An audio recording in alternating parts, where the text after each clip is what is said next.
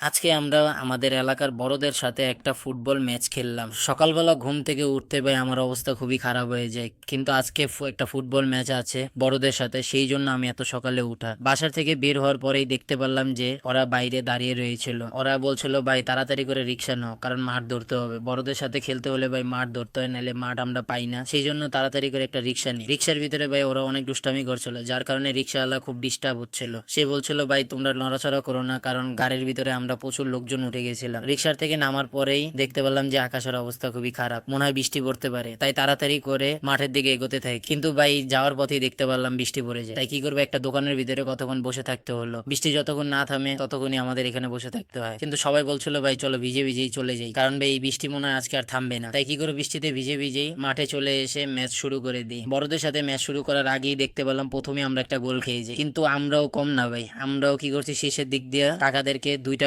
গোল দিয়ে দিই। তারা আমাদের গোল দেখে খুব অবাক হয়ে গেছিল, তাই আমরা কাকাদের সাথে 1-2 গোলে জিতে যাই। আর আমরা বড়দের সাথে ম্যাচ খেললে ভাই খুব মজা হয়, এই জন্য আমরা এত সকাল সকালে এসে পড়ি। আর এখন সবাই খুব টায়ার্ড হয়ে গেছে, তাই এখানে কতক্ষণ বিশ্রাম করে সবাই বলছিল চলো ভাই এখন বাসার দিকে এগোতে থাকি। আজকের মতন এই পর্যন্তই। ভিডিওটি যদি ভালো লেগে থাকে লাইক করবেন, আর অবশ্যই চ্যানেলটি সাবস্ক্রাইব করবেন।